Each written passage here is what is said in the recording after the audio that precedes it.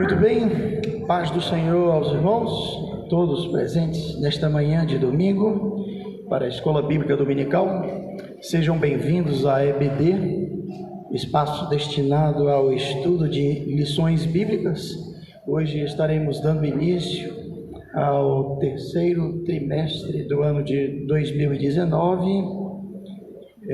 tendo como tema geral,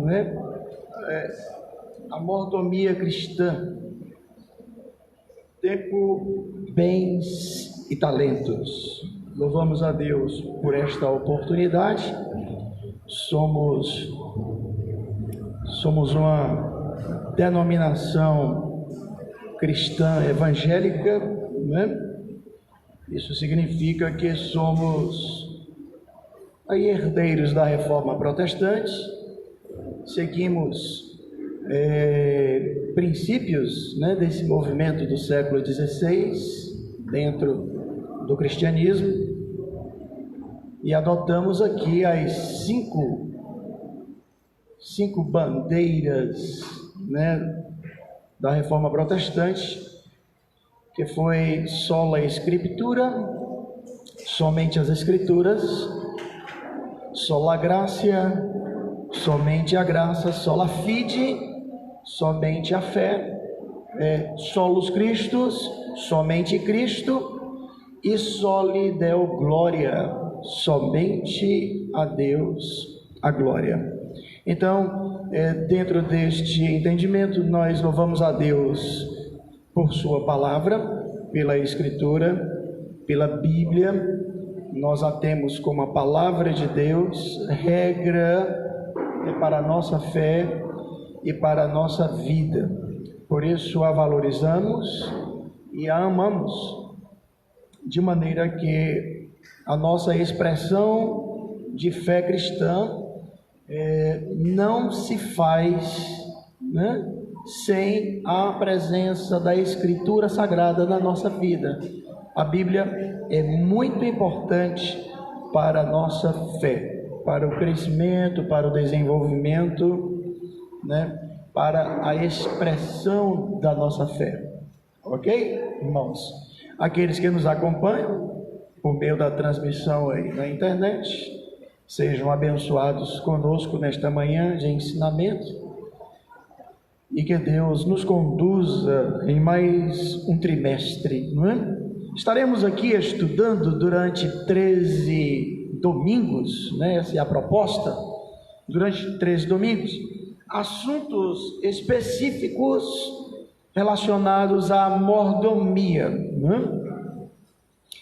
assuntos como a mordomia do corpo, a administração do corpo. Os irmãos podem aí ver na revista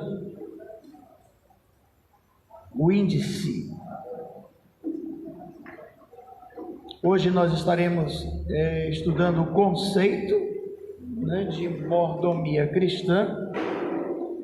Alguns cristãos podem até não estar familiarizados com essa palavra mordomia, porque quando a gente fala de mordomia, alguém acha que pensa logo em alguém cheio de privilégios, pensa nos privilégios, fulano cheio de mordomia, no sentido de privilégios, mas mordomia aqui, que estaremos estudando durante esse trimestre, é no sentido de gestor, de gestão, de administração. O mordomo é um gestor, é um administrador. A mordomia, portanto, é a ação de administrar. E administrar o quê? Bens e talentos concedidos por Deus às nossas vidas. São lições bem interessantes que nós queremos aqui estar tornando ciente. Olha só, a lição de número 2, estaremos vendo a mordomia do corpo, como cuidar do corpo, como administrar, os cuidados para com o corpo, a mordomia da alma e do espírito, como cuidar, desta unidade, parte de nossa natureza humana, alma e espírito, A mordomia da família, a administração da família, né? A mordomia da igreja local, ok? A igreja tem o seu lado, né, administrativo, né? E aí a mordomia da igreja local, a mordomia da adoração, ok? A mordomia dos dízimos e ofertas, a mordomia do tempo, como administrar o tempo, como o cristão deve administrar o tempo como um dos bens, né, concedido por Deus a cada um de nós. A mordomia do trabalho, né, como é que o cristão vê o trabalho, como é que ele percebe o trabalho. Deve ser uma lição muito importante, principalmente num contexto, né, cultural, social, onde o trabalho é visto por alguns como sendo uma pena, um castigo, não é? Algumas pessoas chegando até a questionar o trabalho, né, perguntando, eu só queria saber quem inventou o trabalho, né? Então, o trabalho como sendo uma coisa penosa, né, ruim, ok? E aí a gente vai ter a oportunidade de desfazer, né, esse entendimento, essa ideia, e passar a ver o trabalho a partir da perspectiva bíblica, né? Como, né, o trabalho se apresenta a nós na revelação de Deus por meio de sua palavra. Então, a administração, a mordomia do trabalho, a administração do trabalho, a mordomia das finanças, ok? Né? Como o cristão deve administrar as suas finanças, né? O seu dinheiro, o seu ganho. A mordomia das obras de misericórdia, ok?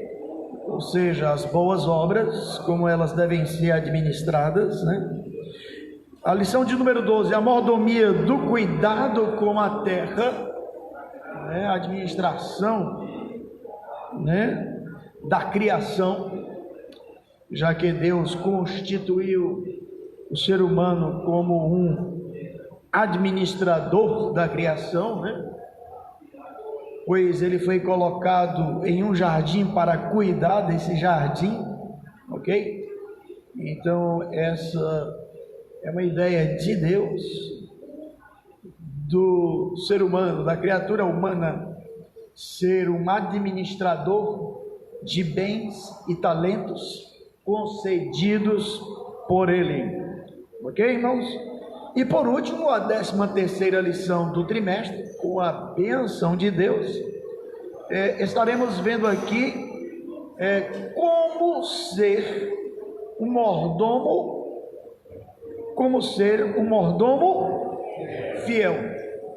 Isso mostra que, de uma certa forma, o ser humano possui, né, um certo nível ou grau de liberdade, podendo administrar mal os bens e talentos concedidos por Deus. E aí, dada a natureza pecaminosa ou a inclinação natural para o pecado que todo ser humano tem, né? A última lição é muito propícia e adequada, porque são ensinamentos para nós de como nós devemos administrar todos os bens e talentos concedidos por Deus a nós de uma maneira fiel.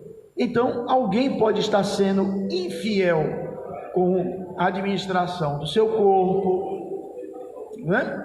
Alguém pode estar sendo infiel com a administração da sua família, né? Com a administração dos bens e talentos que Deus tem dado. administração das finanças, todos esses temas ou assuntos que nós haveremos, com a graça de Deus, logicamente, né, estar aqui estudando nas manhãs de domingo, a partir das 9 horas da manhã. Todos são desde já convidados e chamados a participarem, já que aqui nós não temos, né, assim, nenhuma presença obrigada, né? Tudo aqui é espontâneo e voluntário. Ninguém aqui vem à escola bíblica forçadamente, né? Quem vem é porque quer aprender, né? Aqueles também que estão nos acompanhando na internet, de igual modo, estão acompanhando porque estão interessados de uma certa forma, estão querendo aprender. Então, nosso interesse nesta manhã é de estudar essa temática à luz da Bíblia, à luz da palavra de Deus, ok, queridos? Porque começo a lição de hoje fazendo uma afirmação: todos nós somos mordomos.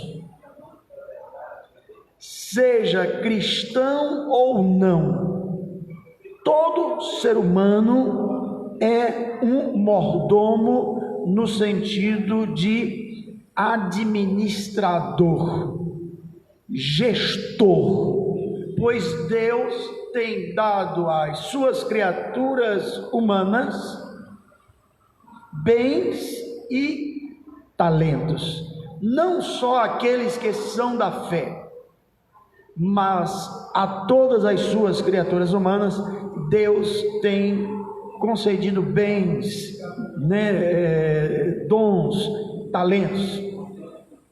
A vida, ela é esse dom, o bem, né, supremo que o Criador tem concedido a cada um de nós. Então, não dá para o ser humano fugir dessa realidade. Ela é inerente à nossa existência. Todos nós somos mordomos diante de Deus. O que isto significa? Significa que a vida que temos é uma concessão. A vida que temos não é nossa, nós não somos donos dela. Ela é uma concessão, ela é de Deus. Deus concede a cada um de nós, e aquilo que não é de alguém, o dono um dia chama para a prestação de contas. Então, segunda afirmação, todos os homens um dia serão chamados por Deus, o Criador, para uma prestação de contas.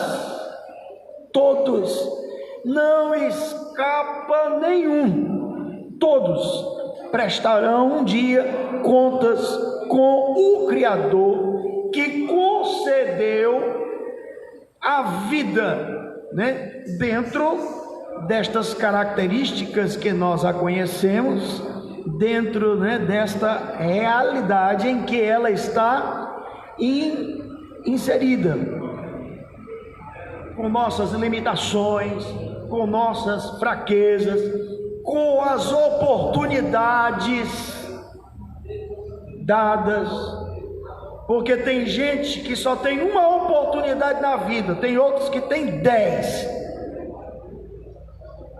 O que tem uma oportunidade, aproveita. O que tem 10, desperdiça. Ok? E aí nós vamos estar estudando a vida a partir desta perspectiva, né? A mordomia da vida, a administração da vida a partir desta perspectiva. A vida, ela não é de nenhum de nós. Ela é uma concessão do Criador. Ela pertence ao Criador, ela pertence a Deus, e Ele nos concede para aqui vivermos. E agora, como estamos vivendo? Como devemos administrar a vida que Deus nos tem dado? Este livro, a Bíblia Sagrada, nos ilumina, jorra luz no nosso entendimento, para que cada um de nós viva a vida concedida por Deus, a vida temporal, concedida por Deus sobre esta terra, de uma maneira, de um modo sábio, de um modo fiel. Amém, queridos? Então, aqueles que estiverem interessados sobre a administração da vida, venham a partir de hoje, às 9 horas de domingo, nesse endereço, ou então através da transmissão. Os irmãos, há irmãos que estão longe, que gostam do estilo de escola bíblica, que nós adotamos, e que estão acompanhando, desde o trimestre passado, essas lições que têm sido estudadas às 9 horas da manhã de todos os domingos. Amém, queridos?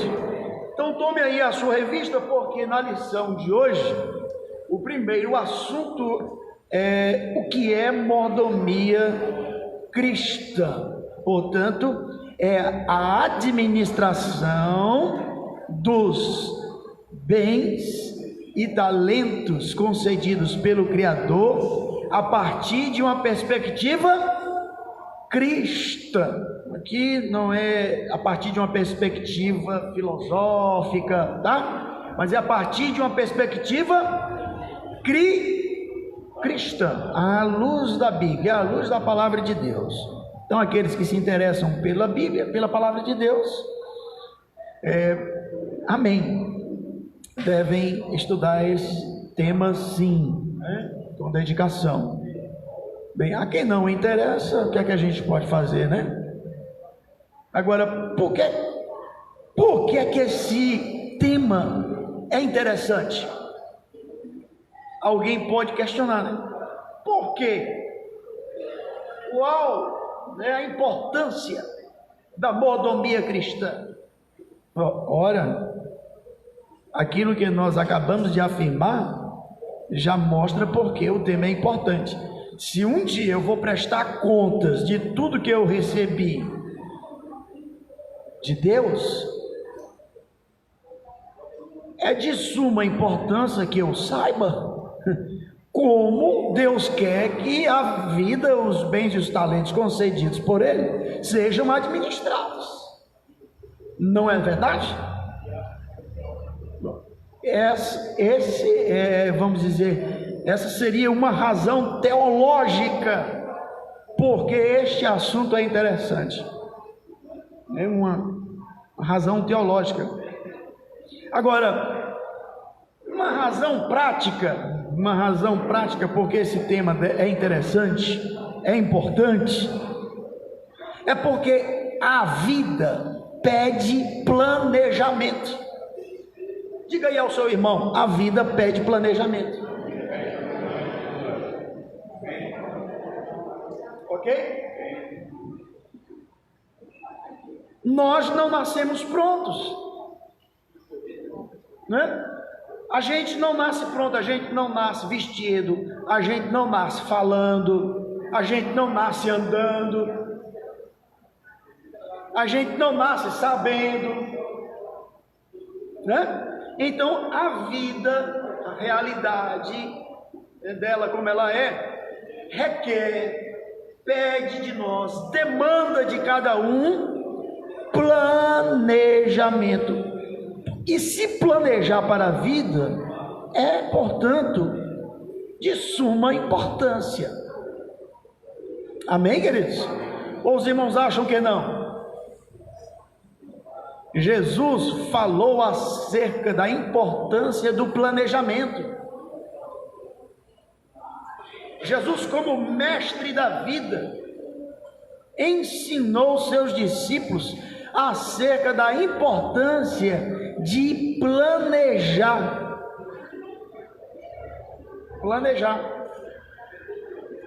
E aí ele cita, ou se utiliza de duas ilustrações para enfatizar a importância de se planejar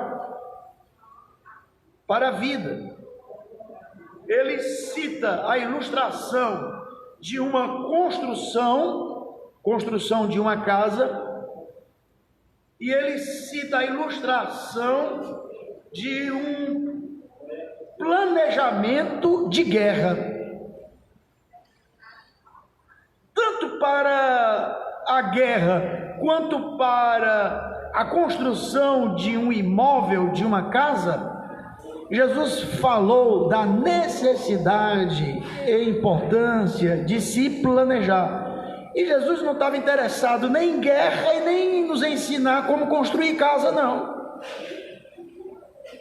Ele estava falando de planejamento para a vida, tanto a vida temporal como a vida por vir. Ok, irmãos?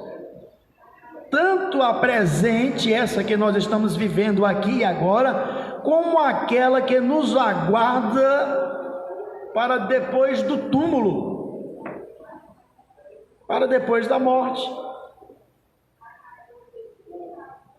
Então, a vida pede planejamento. Daí a importância prática de nós estudarmos acerca da mordomia cristã.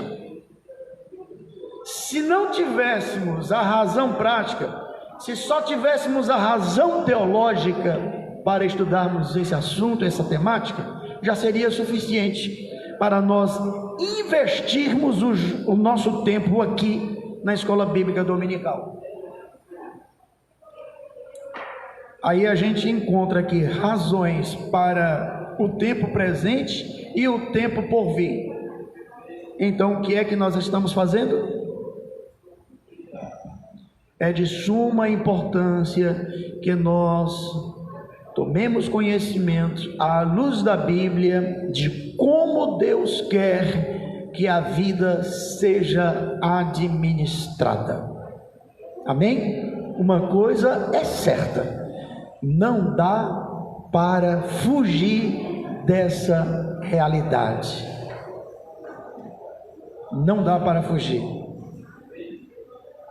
E aí, no final de tudo, eu e você, ou seremos fiéis mordomos ou infiéis.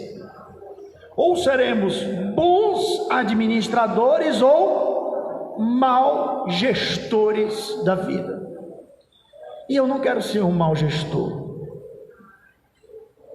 Eu quero ser um bom gestor. Maurestina?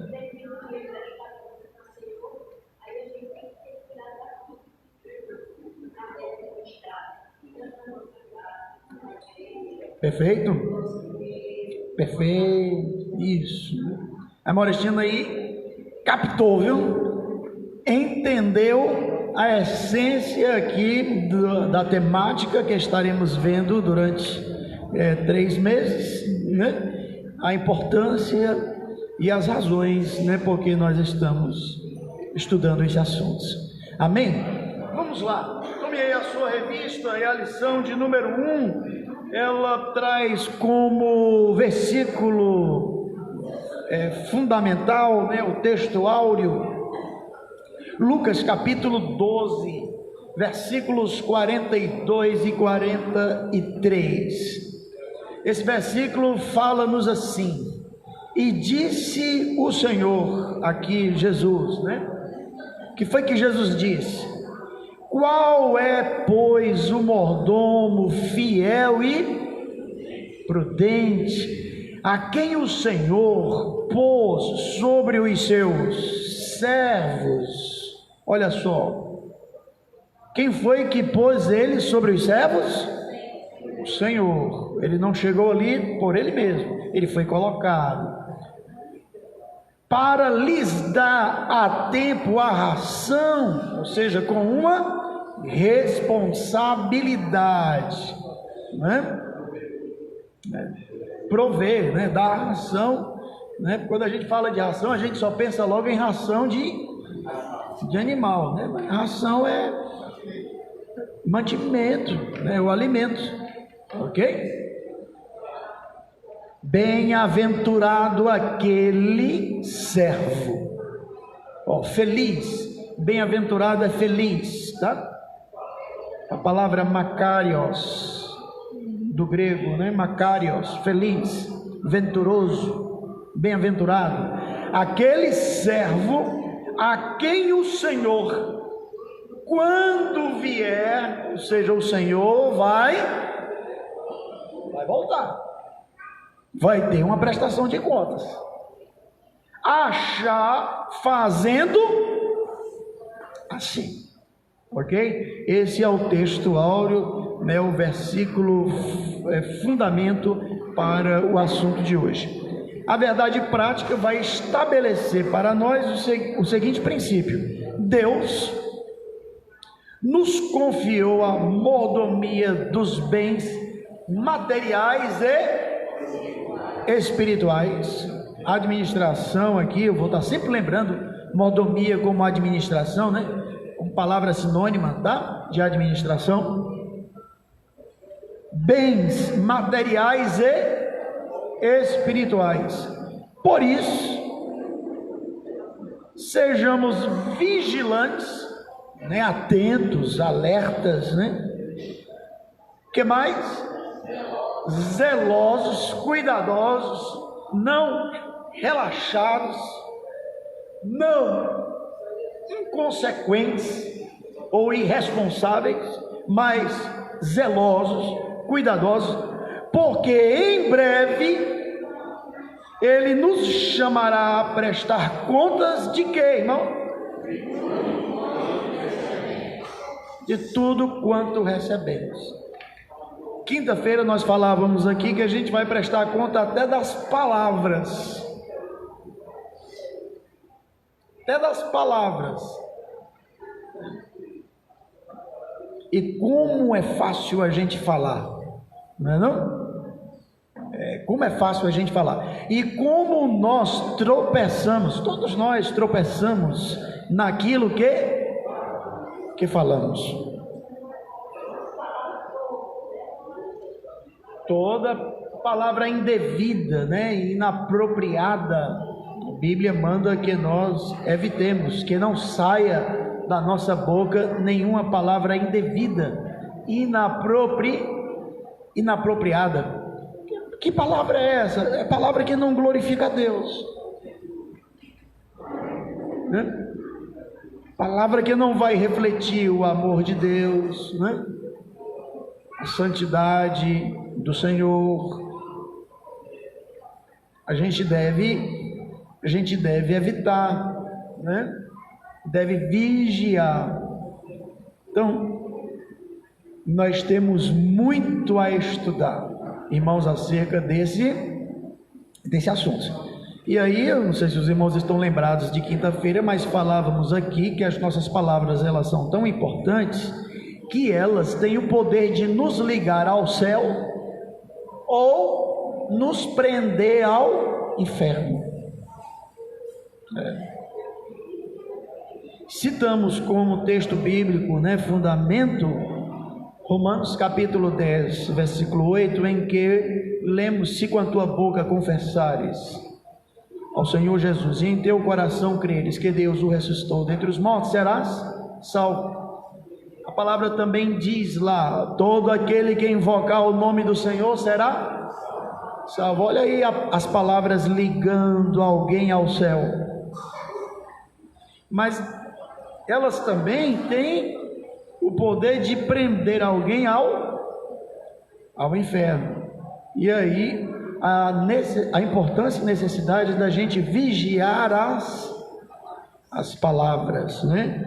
Tiago alerta o cristão sobre o poder da língua, e aí ele vai dizer que ela é um pequeno membro que incendeia um grande bosque. Um pequeno membro incendeia um grande bosque, tem um poder de como é que se diz? Uma queimada numa floresta. Às vezes começou com um palito de fósforo lançado. Um navio, uma embarcação gigantesca, com mais de 100 metros de comprimento. Quem governa o navio é o leme, um objetozinho bem pequeno em relação ao tamanho do navio. E Tiago usa dessa ilustração para advertir: cuidado, a vida é dirigida pelas palavras. Então, da próxima vez que a gente falar, vamos ter mais cuidado, porque podemos estar nos ligando ao céu, ou então nos prendendo ao inferno, ficando por presa, né? Por presa do mal. Muito bem, avançando, chegamos aqui. A introdução trazida pelo comentário do assunto de hoje diz que neste trimestre estudaremos a mordomia cristã. Ela prioriza os bens espirituais e materiais que o Criador nos delegou, né? Nesta lição, denominamos bens espirituais os recursos e os meios confiados por Deus à igreja, tá? Bens espirituais vai ser uma referência, né, aos recursos ou aos bens confiados por Deus à igreja. E bens materiais são os recursos também confiados por Deus, né? Mas são os recursos naturais e sociais que desfrutamos no mundo, né? No mundo presente. Assim veremos que o Pai levantou a igreja para cuidar dos seus interesses na terra. Então, Deus está interessado na sua criação, no bem da sua criação. Deus não abandonou a sua criação, antes dela cuida. A Bíblia Sagrada vai dizer que Cristo sustenta a criação pela palavra do seu poder. Isso está lá em Hebreus capítulo 1, né? Que os irmãos poderão depois conferir. Os primeiros versículos de Hebreus afirmam exatamente o cuidado de Deus, né, pela criação, no que diz respeito à manutenção da criação. Se Deus tivesse abandonado a sua criação, nós já teríamos sido destruídos. Ok, queridos? Já teríamos sido destruídos. Então, com isso, a gente aprende que Deus está no comando e no controle da sua criação. Se o mal está operando no mundo, ele está operando sob as rédeas do Criador. Ele não está livre para fazer o que bem entender, o que bem quiser, porque se assim fora, não tinha mais nada sobre a terra, pois a natureza do mal, ela é destruidora. Ok, meus irmãos? Então, Deus está no comando e no controle de todas as coisas. Ele está interessado no bem da sua criação. Então, Deus está interessado no nosso bem, não é? Para isto, Ele tanto nos concede bens espirituais e bens materiais, como também, né? Tanto nos concede esses bens, como também nos sustenta, nos preserva, nos mantém, para que desfrutemos, né, da sua bondade, da sua generosidade. Amém, queridos? Muito bem. Agora vamos entrar no tópico de número 1. A lição de hoje está dividida em alguns tópicos. Temos aqui 3 tópicos mais a conclusão. E o primeiro tópico vai abordar o conceito de mordomia, né? O segundo tópico, a mordomia espiritual do cristão. E o terceiro tópico, a mordomia dos bens materiais, né? Então, meu irmão, valorize, viu? Vamos valorizar o que Deus nos tem dado. Valorize. Não despreze os bens que Deus te deu. Então vamos lá. Conceito de mordomia. Mordomo, tópico 1, ou subtópico, né? Tópico 1.1. Mordomo, a palavra vem de que língua? Vem do latim, assim como o português, a língua que nós falamos, vem do latim, né? E aí, a palavra vem do latim majordomo, né? Major, as palavras latinas geralmente são pré-paroxítonas. Esse major a entonação maior. Isso. Pronúncia, na verdade, é major, né? Porque no latim as palavras são predominantemente paroxítonas, ou seja, a tônica está na segunda sílaba, né? Raramente uma palavra latina tem a tônica na última sílaba, né? A maioria das palavras são pré-paroxítonas. Então a pronúncia seria majordomo, né? E a palavra domo, né, vem de casa, né? Administrador dos bens de uma casa.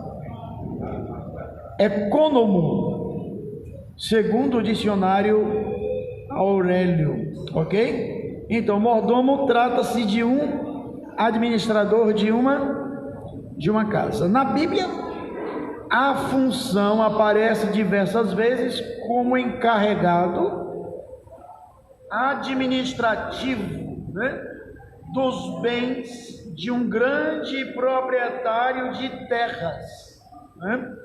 Já que o mundo bíblico, né, era, vamos dizer assim, num contexto, né, de agricultura, né, e de pecuária, né, aí vem um grande proprietário de terras, tá? Tanto no Antigo quanto no Novo Testamento, essa função corresponde à de um administrador. Portanto, nós somos mordomos de Deus.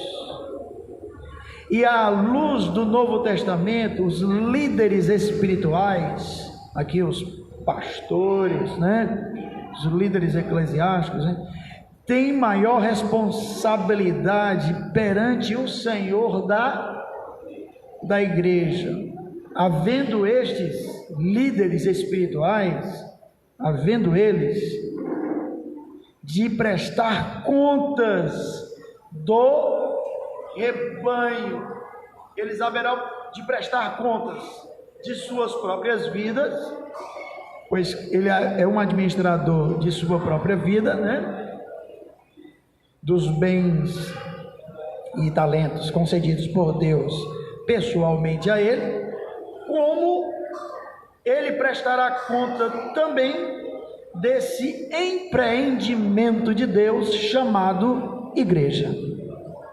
Então, os pastores ou as lideranças eclesiásticas, né, líderes espirituais, haverão de ter uma grande prestação de contas, porque o rebanho, a igreja, não é de propriedade de nenhum líder espiritual, nenhum líder eclesiástico.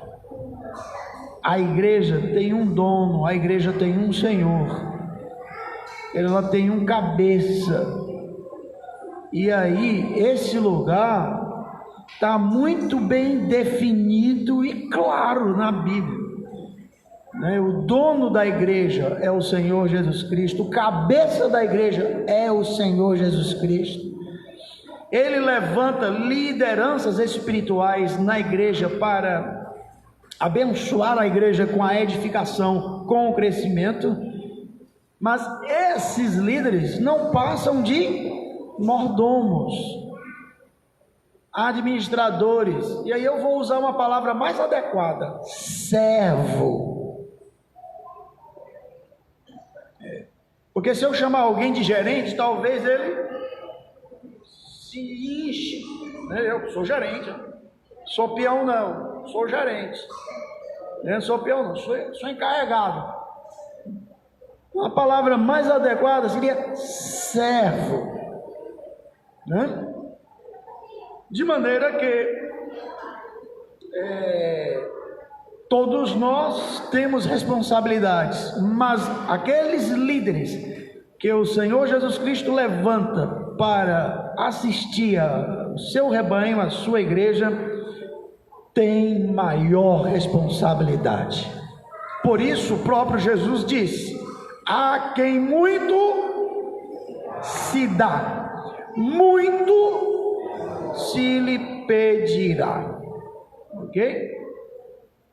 A gente alerta, chama atenção, porque hoje, né, o espírito, vamos dizer assim, humano, está tão predominante, né, vamos dizer assim, na igreja, no reino de Deus, né? Hoje a gente vê, vamos dizer assim, um elemento humano tão presente, tão central, ocupando como que o centro das atenções, que a gente alerta para isso. Ok? Então ninguém se engane. Às vezes alguém quer ser um líder espiritual, mas não movido por um chamado, mas movido pela vaidade. Movido por ser visto e não pelo serviço. E aí, cuidado, né? Alerta. Porque cargos no reino de Deus, cargos implica em encargos.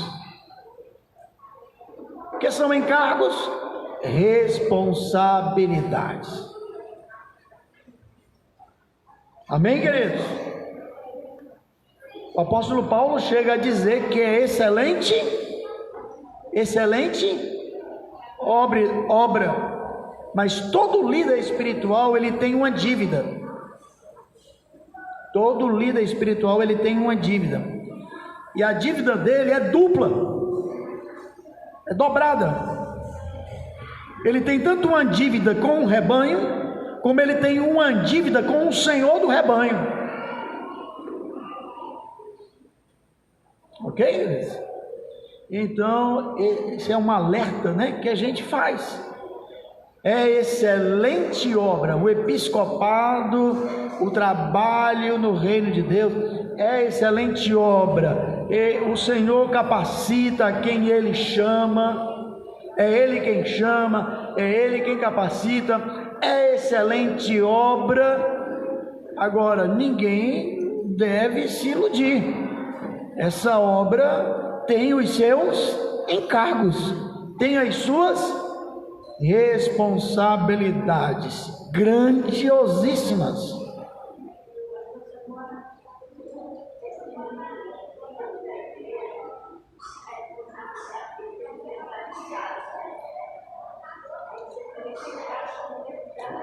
Amém. A irmã Orestina está lembrando aqui que aqueles a quem Deus chama para cuidar da igreja precisam ser bons mordomos ou administradores primeiro das suas casas, né, das suas famílias, porque há um princípio bíblico, né?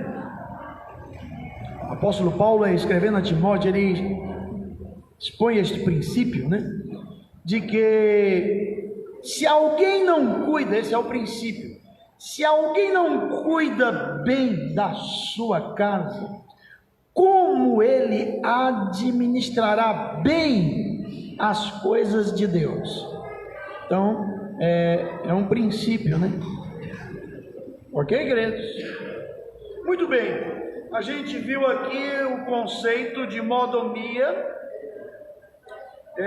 no tópico 1.1, no tópico 1.2, ainda falando do conceito de mordomia, a palavra significa cargo ou ofício do mordomo, né? Portanto, é um mordomado. Sua origem está no termo grego oikonomia, né? Os irmãos se lembram de alguma palavra parecida com essa? Economia, né? Oikonomia, e por isso a encontramos em alguns textos do Novo Testamento, como na parábola do mordomo infiel, Lucas 16, 2 e 4. Na Bíblia, mordomia diz respeito a todo o serviço que o crente realiza para Deus e o seu comportamento diante do Pai dos homens. Então, mordomia é isso. Então, vamos lá mais uma vez. Na Bíblia, mordomia diz respeito a quê?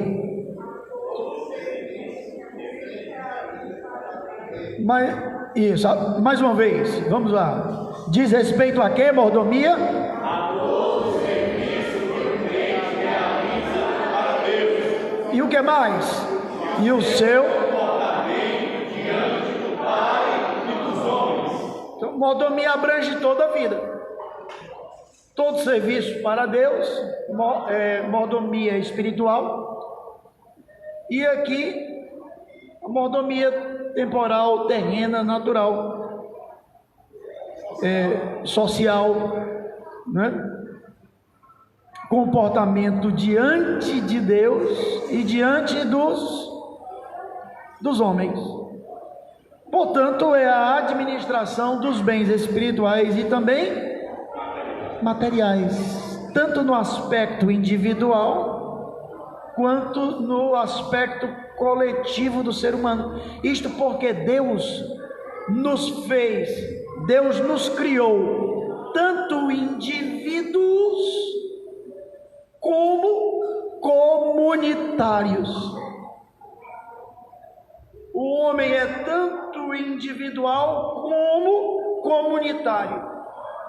Ao criar o homem, Deus o dotou de individualidade, mas também diz: não é bom que esse indivíduo viva só, e aí fez ele também comunitário, de modo que nós nos realizamos nesses dois mundos, no mundo individual quanto no mundo comunitário ou ou social. E aí, família faz bem, certo? O ser humano precisa de família. A gente cresce dentro de um contexto familiar. Quem é que ensina uma criança a falar? Os pais. Em quem a criança vai se espelhar? Quem ela vai querer copiar? Os pais. Ok? Vai querer copiar os pais. Quando ela ficar adulta, quando ela se formar, ela pode até mudar. Porque, afinal de contas, nós somos indivíduos. E indivíduos complexos, né? Indivíduo complexo. Surpreendemos. Às vezes a gente se surpreende consigo mesmo. Não é verdade? Então Deus nos fez tanto indivíduos como comunitários, né? E aí nós crescemos, nós nos desenvolvemos. Ninguém pode se privar ou querer privar alguém desses dois mundos necessários para o desenvolvimento e o bem-estar da pessoa. O mundo individual e o mundo social, o mundo coletivo. Então, família é muito importante no nosso crescimento, no nosso desenvolvimento. É por isso que uma das mordomias que nós vamos estar estudando aqui no trimestre é a mordomia da família. Porque um lar desordenado pode mexer, porque eu disse que o indivíduo aqui surpreende, pode mexer com o desenvolvimento, pode afetar o desenvolvimento de alguém e tornar a vida dessa pessoa muito mais difícil, muito mais desafiadora. Ok? Os irmãos compreendem isso? Então os pais são responsáveis por gerar em seus filhos, né? Por prover, né? Em seus filhos esse bom desenvolvimento, proporcionando aos seus filhos, né? Um ambiente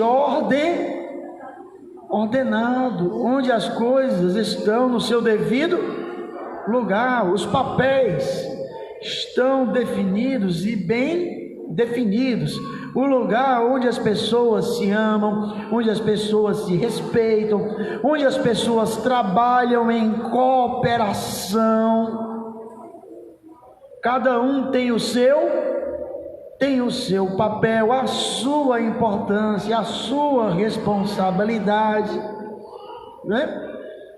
E aí, com isto, tendo tudo para reproduzir uma outra família aos moldes da família que ele recebeu para crescimento e desenvolvimento.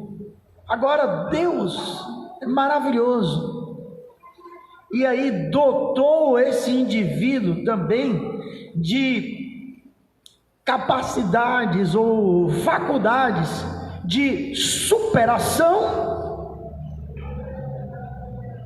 e adaptação, de maneira que nós encontramos pessoas que tiveram como berço uma família completamente desordenada, num lugar, em um ambiente extremamente, vamos dizer assim, corruptor do indivíduo. E entretanto essas pessoas tomaram outro rumo, seguiram outra direção para as suas vidas. Ok, queridos? Por isso, a importância de nós sabermos aqui como Deus quer que a gente administre os seus bens e talentos concedidos a nós. Amém, queridos? Irmão Iranildo. Nós estamos falando sobre aquilo que Deus um dia nós vamos prestar contas. Quero tirar uma dúvida. Quando Deus ele estava nos fazendo, Ele colocou em nós o Espírito, certo? Através do sopro. Nós podemos assimilar ou comparar quando Jesus estava na cruz, Ele disse: Pai, tudo está consumado. Chega um entrega no Espírito, Ele está fazendo uma prestação de contas com Deus, assim? Ou não? Não seria uma prestação de contas, seria o curso da vida que Deus estabelecera. Um dia nós vamos prestar conta daquilo que Deus colocou em nós, que é o Espírito que está em nós. E aí Ele está falando como homem. A prestação de contas não é do Espírito. A prestação de contas é da administração dos bens e dos talentos. Que eu vejo assim, pastor Samuel. Esse Espírito que está dentro de nós é de Deus. E de que maneira nós estamos cuidando dele? Porque nós temos que alimentá-lo espiritualmente, que é através da palavra, da oração. Se nós não alimentarmos, eu creio que ele vai, vamos dizer, ficar fraco, não vai ser. Então, a administração do Espírito é escolhas e decisões do indivíduo durante a vida. A prestação de contas é de serviço. Ok? As palavras de Jesus na cruz: tuas mãos eu entrego meu Espírito, seguindo o curso da vida que Deus estabelecera. O que Salomão diz? Que o pó volte à terra como era, e o Espírito torne a Deus que o deu. Ok? Então a gente, ali na cruz, o contexto é esse, de entrega do Espírito. Porque Jesus recebeu, na encarnação, Jesus recebeu o Espírito humano. A pessoa de Cristo, o estudo da pessoa de Cristo é um dos estudos mais complexos da doutrina cristã. A igreja cristã levou séculos estudando a pessoa de Cristo e definindo a doutrina acerca da pessoa de Cristo. Porque ao longo dos séculos, grupos heréticos se levantaram no meio da cristandade, ensinando coisas acerca da pessoa de Cristo, que entravam em contradição com o ensino ou com a revelação da Escritura Sagrada. Só para os irmãos terem uma ideia. Ok? Através dos concílios, por exemplo, 325, ano 325 da era cristã, o que foi que aconteceu? Apareceu no ano 320 um certo presbítero na cidade de Alexandria, cidade do norte da África,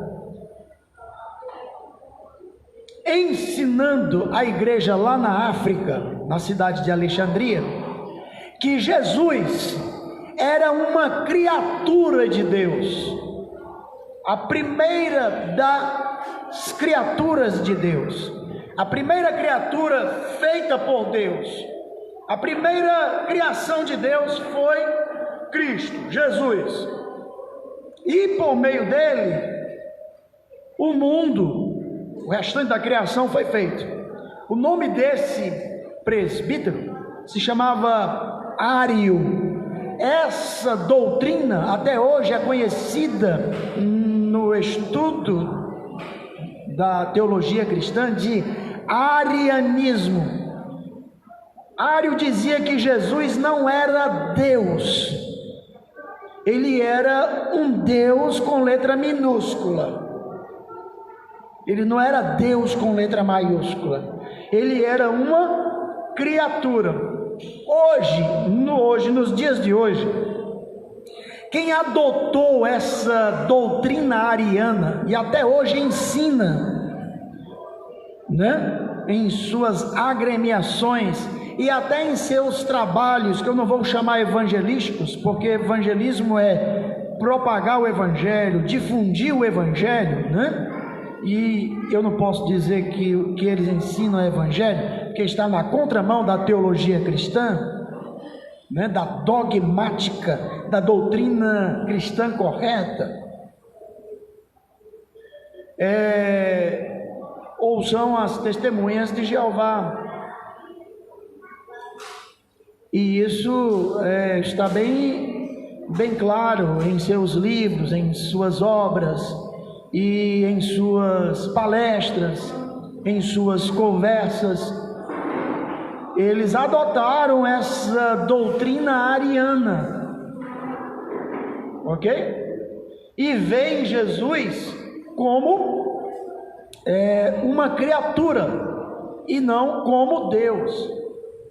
A doutrina cristã não vê Cristo, Jesus, a pessoa de Jesus, como uma criatura. A doutrina cristã entende, vê à luz das Escrituras, que Jesus de Nazaré é Deus homem.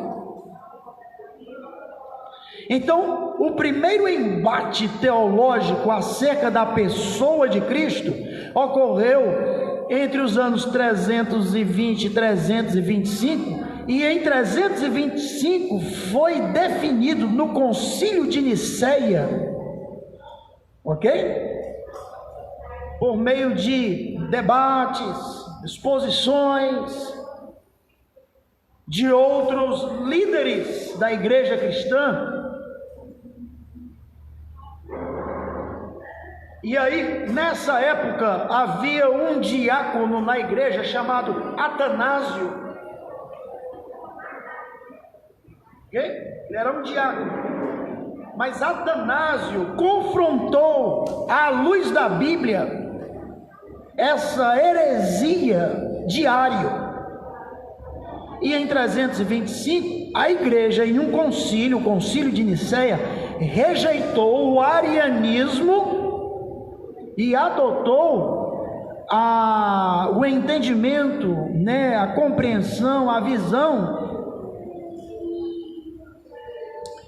de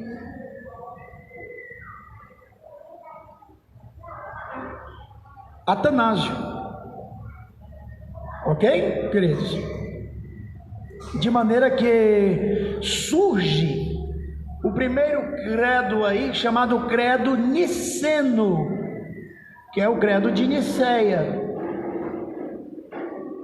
Então, só para os irmãos entenderem, mas você pensa que a discussão sobre a pessoa de Cristo parou por aí? No ano 431 estava lá a igreja de novo, porque as discussões já eram outras. Então a igreja levou séculos para definir, né, a doutrina, a ortodoxia cristã da pessoa de Cristo, a doutrina acerca da pessoa de Cristo, de maneira que estudar a pessoa de Cristo é um dos estudos mais complexos da doutrina cristã. Jesus é Deus homem, numa união, num casamento de duas naturezas, de maneira que ele não deixou de ser Deus e também não deixou de ser homem. Ele é Deus homem. Quando Paulo vai dizer em 1 Timóteo capítulo 2, versículo 5, que Jesus é mediador entre Deus e os homens, ele enfatiza Jesus Cristo homem. Irmão Edson, João, o apóstolo João, ele já denuncia em suas cartas um movimento que está surgindo antes do século VI, portanto, tem pessoas que dizem que Cristo não veio em carne. É por conta desse ensino que já surge essa doutrina do arianismo, porque já, pelo fato de não admitir que Cristo não veio em carne, se veio, então não é Deus totalmente, seria isso. O apóstolo João foi o último apóstolo a morrer, né? Já na virada, né? Para o primeiro, do primeiro para o segundo século. Então, o apóstolo João, segundo a tradição da igreja, ele morre com mais de 90 anos. E aí ele presencia, né, o embrião de uma heresia, o nascimento, a formação de uma heresia que vai se tornar muito forte no segundo século da era cristã. E aí nas suas cartas a gente já percebe o combate do apóstolo a essa heresia que começava a surgir no meio da igreja. Que heresia foi essa? Que movimento foi esse? Que vento de doutrina foi esse? Que a Bíblia fala de ventos de doutrina. Vento de doutrina é aquilo que passa, aquilo que não tem sustentação em si mesmo, aquilo que não tem firmeza, que não tem fundamentação na revelação bíblica da Escritura Sagrada. Que heresia era essa? Ela foi conhecida ficou conhecida na história da igreja como gnosticismo. Ok? Não era a mesma coisa do arianismo, mas afirmava coisas parecidas, porque dentre elas é que Jesus era um Deus menor. Ok? Um Deus menor. A igreja cristã tem muitos séculos de história, e que nós não podemos desprezar. Nossos irmãos no passado tiveram embates terríveis com falsas doutrinas que se levantaram no meio da igreja. E nós não podemos cometer os mesmos erros do passado. Devemos aprender com os nossos irmãos que confrontaram essas falsas doutrinas, combateram, rejeitaram e deixaram para nós um legado, uma herança de ortodoxia, de doutrina correta.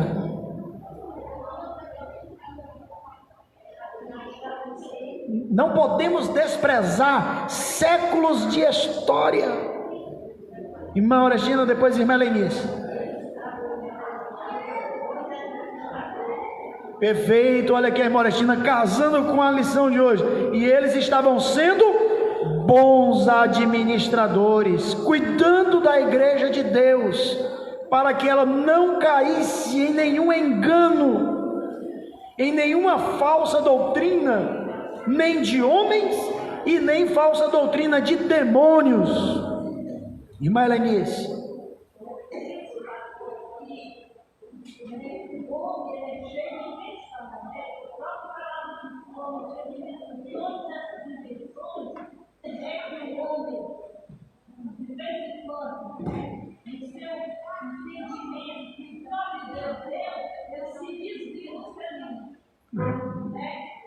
É verdade.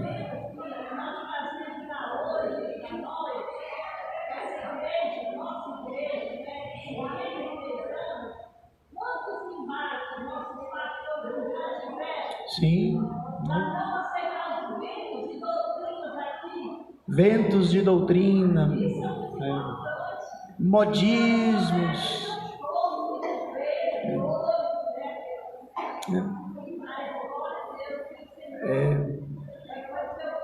Coisas que aparecem e não têm sustentação. E aí, cadê aquilo? Cadê aquilo? Não tem sustentação. Teve uma época aí que tinha alguns cultos que os crentes estavam dizendo que estavam recebendo dente de ouro. Recebi um dente de ouro. Se vai cair tudo, para que eu quero dente de ouro? Coisa assim. Parou. Aí, outra época aí, o movimento de a unção do riso. Deus está mandando a unção do riso, aí todo mundo ri.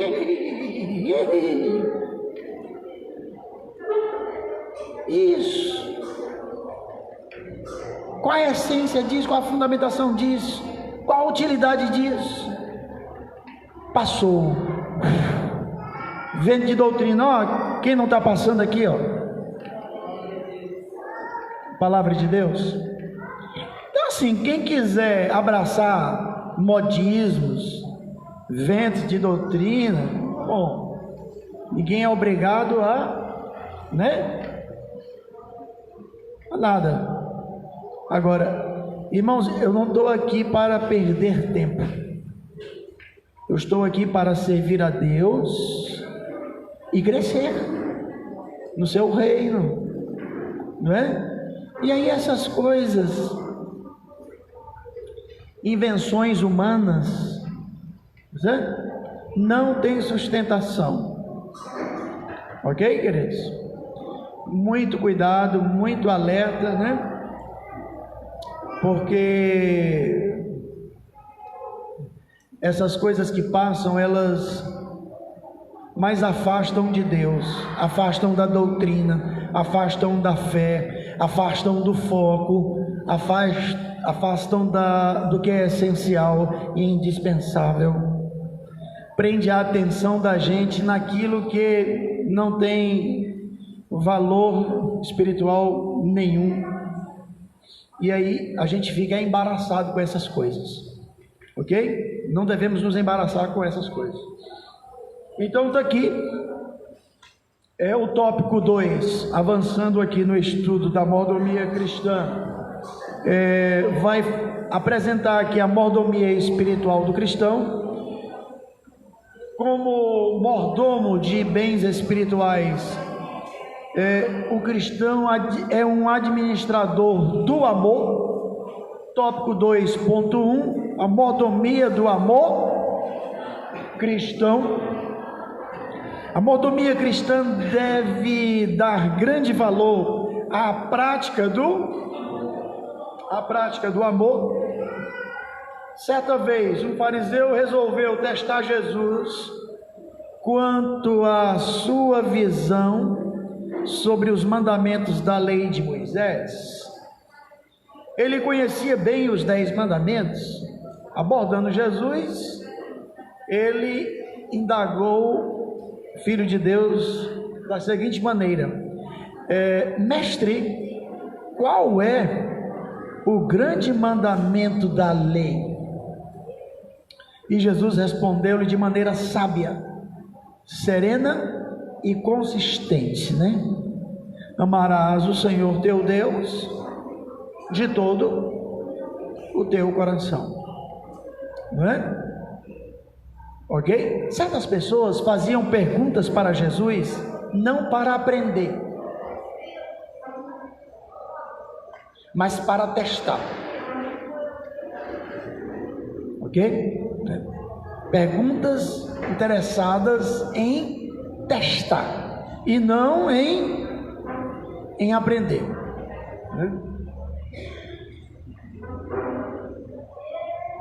E aí algumas delas Jesus teve que responder, mas colocando para essas pessoas a real motivação da pergunta.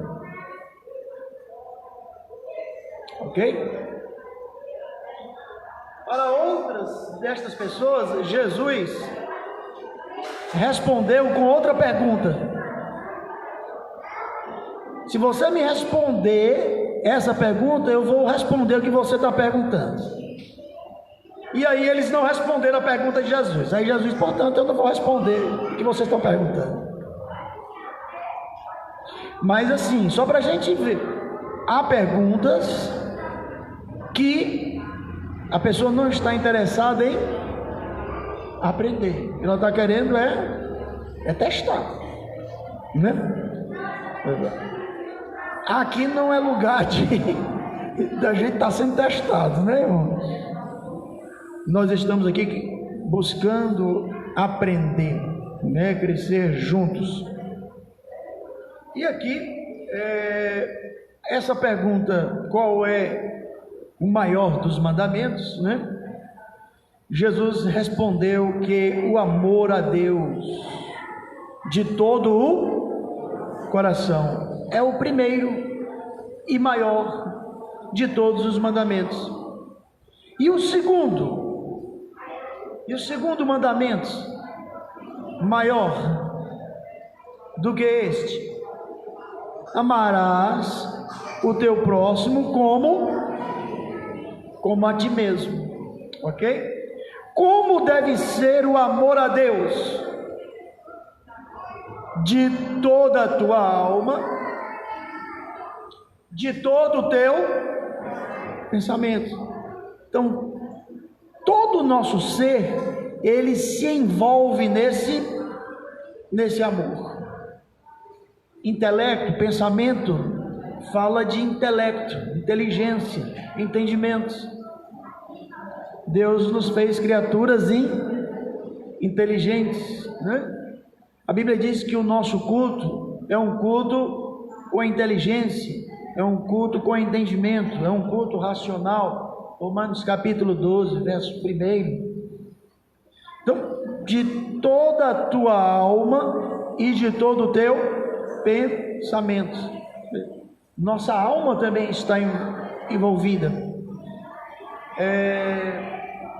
No seu cântico, Maria diz a Deus: a minha alma engrandece ao Senhor, e o meu espírito se alegra em Deus, meu Salvador. De maneira que nós, no nosso serviço a Deus, estamos envolvidos também em nosso mundo emocional, em nosso mundo psíquico, né?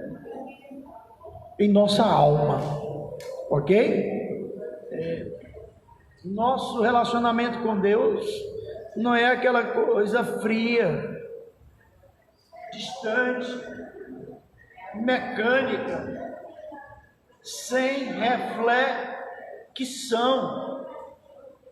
Salmo de número 1, o salmista diz que o homem bem-aventurado tem o seu prazer na lei do Senhor, isto é, na palavra do Senhor. E na lei do Senhor, na instrução, porque lei era doutrina, lei era ensinamento, lei era instrução. A palavra Torá é traduzida por lei, mas é muito mais do que lei, ordenança, mandamento, é instrução, é ensinamento. E na sua lei, ou seja, na sua instrução, no seu ensinamento, a minha alma medita de dia e de noite. Então, aquele que ama a Deus está ocupado com todo o seu ser com Deus, com a pessoa de Deus. Então, cultos mecânicos, onde a pessoa não pensa, não reflete aquilo que diz ou aquilo que ouve, não reflete uma vida de amor a Deus. Uma vinda à igreja só por obrigação, né?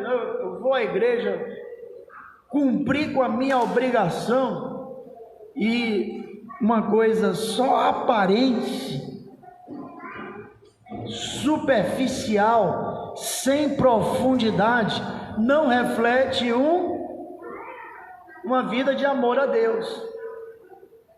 Quanto mais amamos a Deus, quanto mais amarmos a Deus, mais buscaremos progredir ou crescer em relacionamento com Ele, em comunhão com Ele. em intimidade com Ele.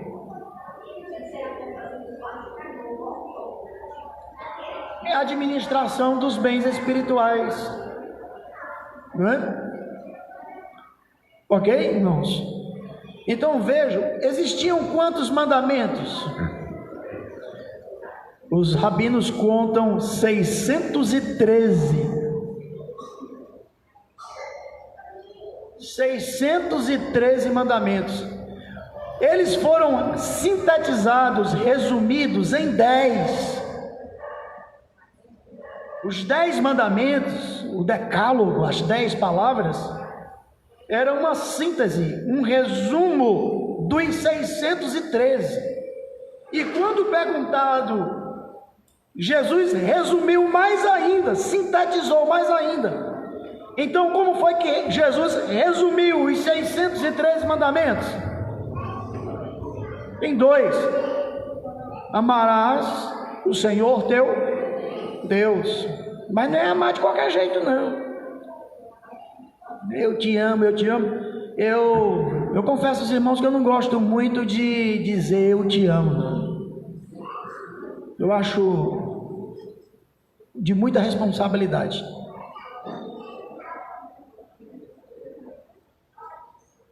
Geralmente essa facilidade para dizer eu te amo, é dita às vezes sem uma ponderação, sem uma reflexão no que é que implica.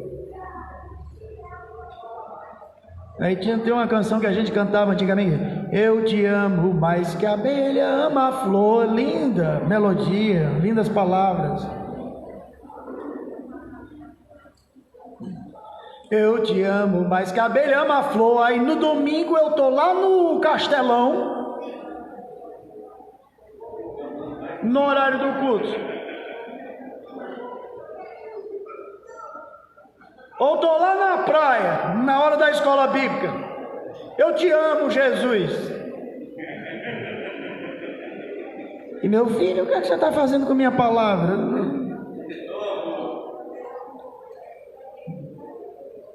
Então é melhor a gente falar com as atitudes do que com as palavras. É melhor a gente fazer que nem Pedro fez. Jesus perguntou: Pedro, tu me amas? Senhor, tu sabes.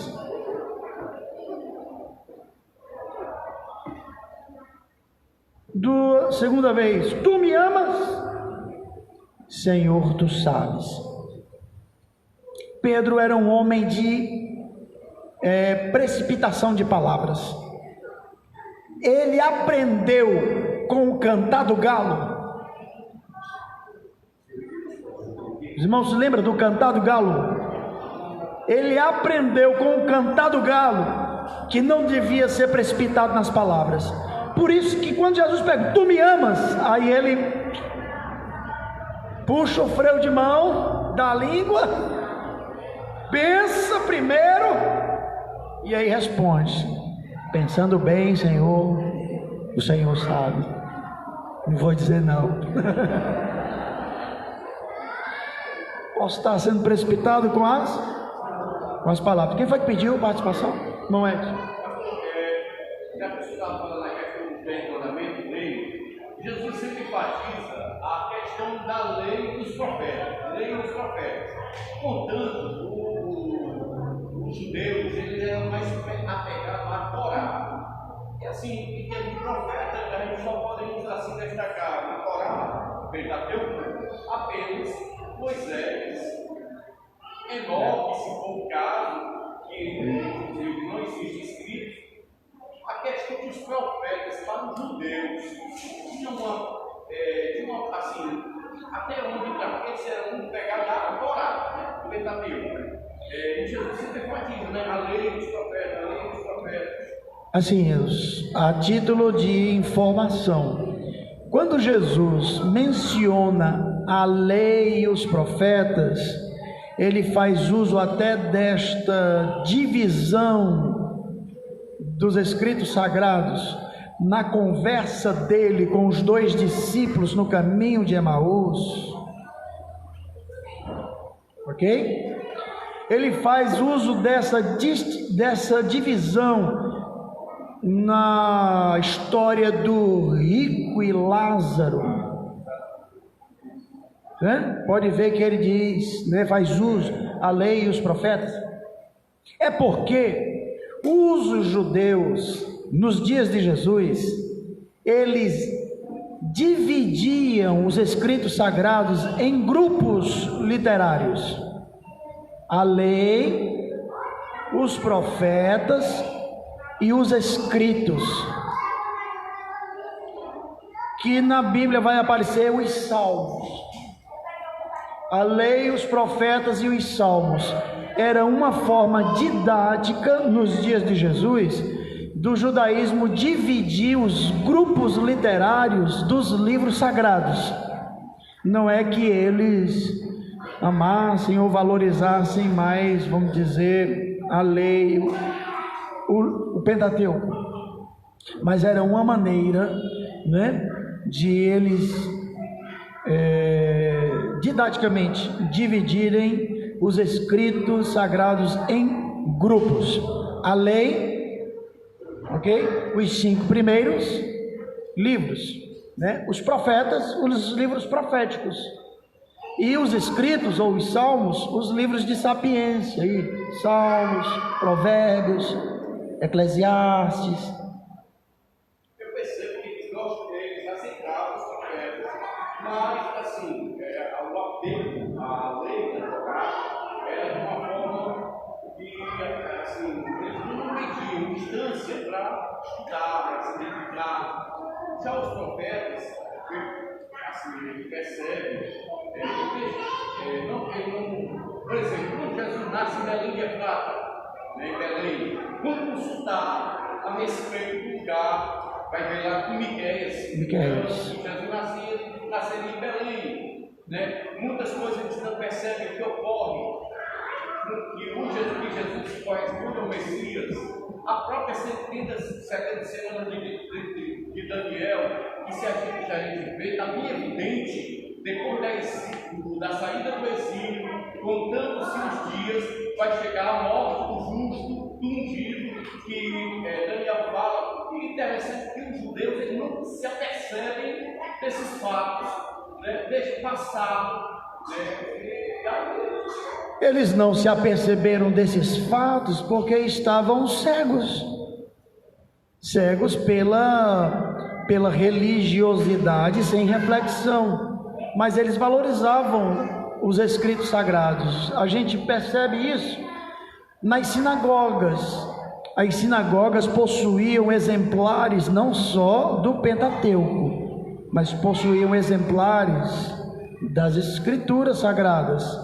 Aí a gente vai encontrar Jesus lá na sinagoga em Nazaré, lendo o livro do profeta Isaías, que estava lá dentro da sinagoga, estava lá. Então eles valorizavam o texto sagrado, né? Os livros sagrados, sim.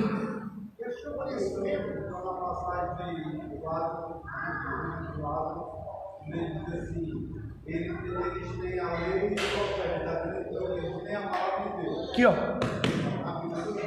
Quando Jesus diz, eles têm a lei e os profetas, Jesus faz uso da maneira como a escritura sagrada era citada naqueles dias, era dividida naqueles dias. Quando Jesus quis dizer a lei e os profetas, é como hoje a gente dizer na Bíblia, ok? Ele não estava valorizando um e desvalorizando outro, ou dando mais ênfase a um e menos importância a outro. Não, mas é uma maneira, a gente pode dizer que era uma expressão, né, da religião nos dias de Jesus. Quem perguntou, Roberto? Eles tinham tanto conhecimento que ele foi diretamente onde estava a profecia. Miqueias? Conhecimento tinha. Não, eles não demonstram tudo, até conhecem. Agora a gente percebe assim, pelo menos na minha leitura que eu faço, eu percebo um apego ao adorar. Eles têm um apego a adorar. Embora houve ocorrência que o livro ficou sem desprezado, no reinado de Ezequias, nós percebemos aquele quando foram carregar a arca, ou seja, era uma falta de observação do que eles não fizeram na lei. Mas quanto à manifestação do Messias, quando Jesus deixou muito claro, né, mas também a questão da cegueira espiritual, mas excede-se muito o apego à lei que eles tinham e assim, até o exemplo do profeta Isaías que Jesus lê, e até expulso, porque ele diz que se cumpre nele aquele momento, a gente observa assim, da parte deles, a falta da dedicação que eles têm, ou ainda achar que vem o Messias, tendo o Messias já chegado.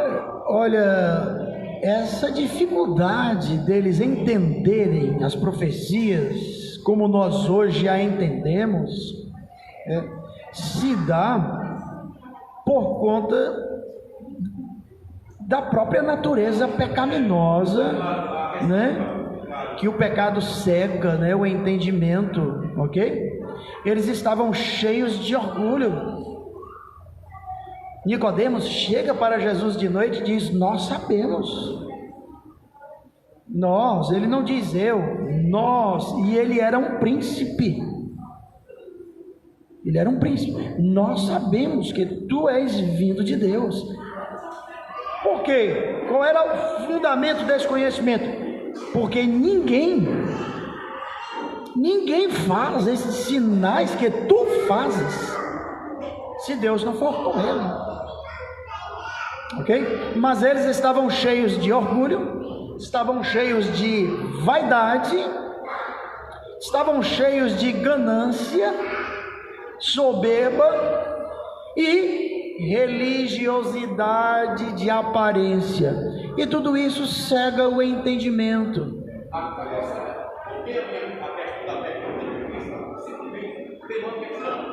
Pronto, o profeta Daniel era um dos profetas mencionados, acreditados por ele, né, aceitos pelo judeu, e exatamente quando, nas 70 semanas de Daniel, a contagem que ele faz da saída do exílio até a morte do ungido, exatamente vários dias, e este homem morreu lá em Jerusalém. Ele não se apercebe de uma profecia tão evidente que aponta Jesus como Messias. Ora, irmão Edson, se eles não reconheceram Jesus ali diante dos olhos deles,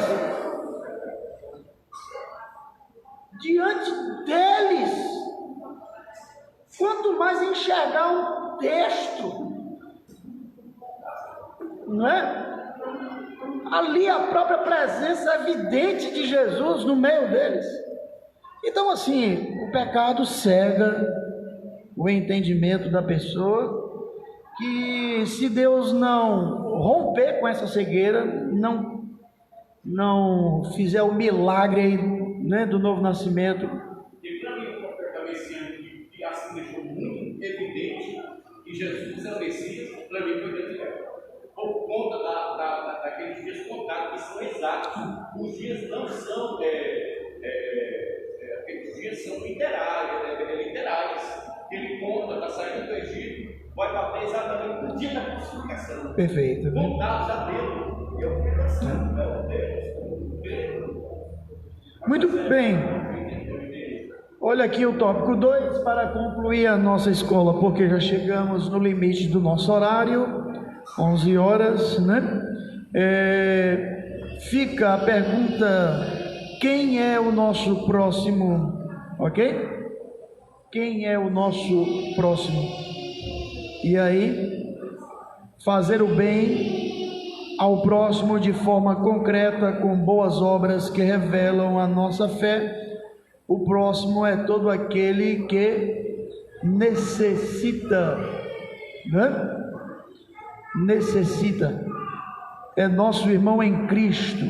Nosso próximo é o nosso vizinho, o nosso próximo é o professor, é o colega de trabalho, é o carente ou socialmente excluído, ok? Então, aquele que está diante de nós é o nosso próximo, de maneira que a gente não pode também, como Jesus, fazer acepção de pessoas. Eu ajudo a esse, mas aquele ali, não. Esse aqui merece, mas aquele outro, não. Né? Não podemos fazer essa separação ou acepção de pessoas, ok? Tem aqui a mordomia da fé cristã e tem a mordomia do patrimônio espiritual, a fé como patrimônio espiritual. Tópicos ou subtópicos muito interessantes. Administrar a fé.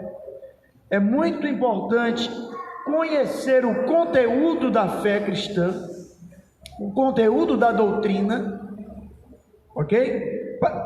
Para não sermos enganados e nem também para estar ensinando coisas em nome de Deus e em nome de Cristo, que nem Deus nem Cristo ensinaram, nem ensinam na sua palavra, ok? A mordomia da fé, o cuidado para com a fé, né?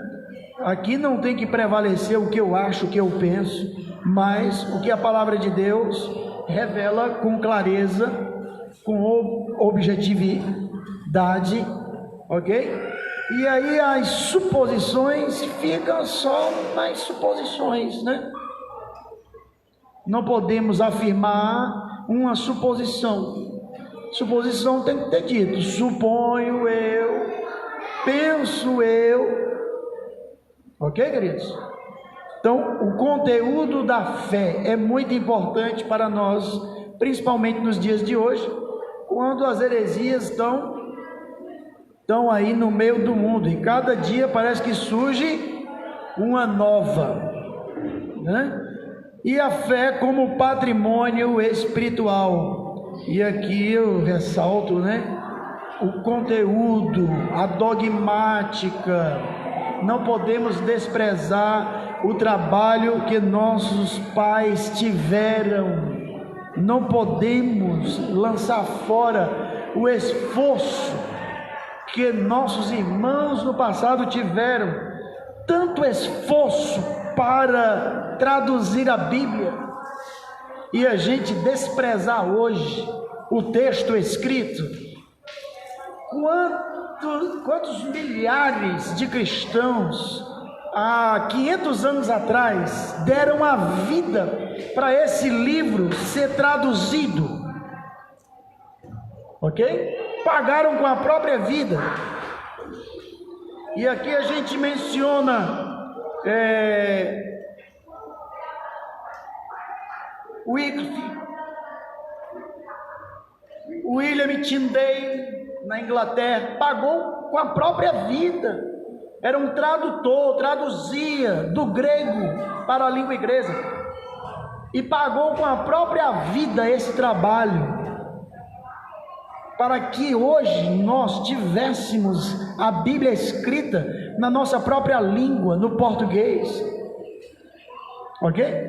E hoje os cristãos, herdeiros desse movimento, herdeiro dessa reforma, estarem desprezando, estarem desvalorizando, né, a Bíblia na sua vida espiritual, na sua vida cristã, ok, queridos? Então não vamos ser ingratos, né? Mas vamos valorizar o trabalho destes irmãos. Olha, aqui nós queremos saudar o nosso irmão Raimundo Borges e a irmã Naide, né? Eles estão nos assistindo, estão lá em Itapajé, provavelmente, né? Deus os abençoe. Irmã Gardênia? A irmã Gardênia, né, não pôde estar aqui conosco. Também a nossa saudação em Cristo. Cumprimentamos enfim a todos, né? Tem mais alguém aqui atrás? Não, né? Cumprimentamos a todos que entraram,